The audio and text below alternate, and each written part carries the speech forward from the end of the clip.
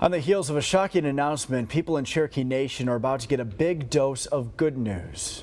A historic partnership between the Cherokees and Oklahoma State University could reverse a devastating trend that is cutting lives short. News on 6's Terry Hood is on the story. Perched on the eastern edge of Oklahoma, Stillwell was the end of the line for the Trail of Tears.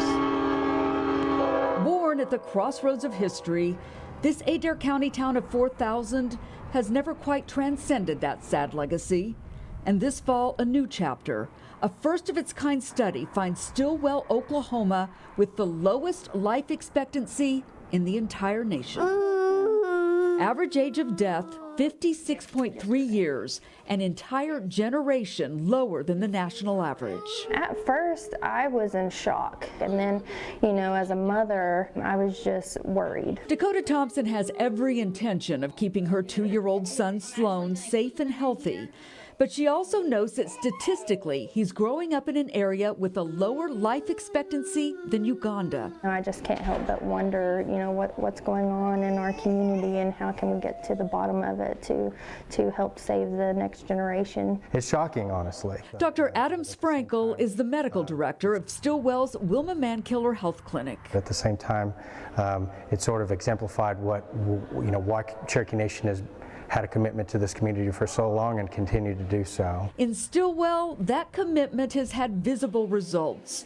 The gleaming new health clinic has doubled in size in the past 3 years, and another expansion is on the way. But as it turns out, it's only the beginning. This is really a historic moment, not just for OSU and the Cherokee Nation, but for the United States. Next week, OSU and the Cherokee Nation are announcing a first-of-its-kind partnership, a new medical school, 200 doctors in training to be housed in Tahlequah. It is the very first time that there will be a medical school in Indian country. For Principal Cherokee Chief Bill John Baker, the announcement is the crowning achievement of a $100 million push to improve health services for the Cherokee people. The Cherokee Nation will have a world-class health system. In recent years, 9 medical clinics across eastern Oklahoma have been built or expanded, and in Tahlequah, a massive new clinic is under construction. We've got the facilities now, and now with this medical school coming through,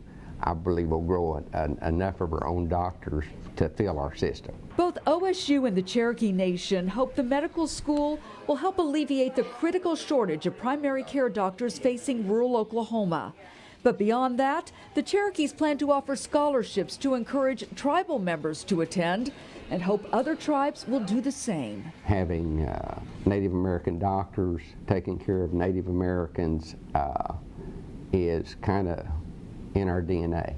I kind of think of the medical school as kind of that stone being thrown in the water. The ripples just aren't going to stop for a long time. Chief Baker is confident those ripples will find their way into communities like Stillwell and ease the worries of young families still proud to call this land their home. When we get it done, it is going to revolutionize health care in the Cherokee Nation for the next 7 generations.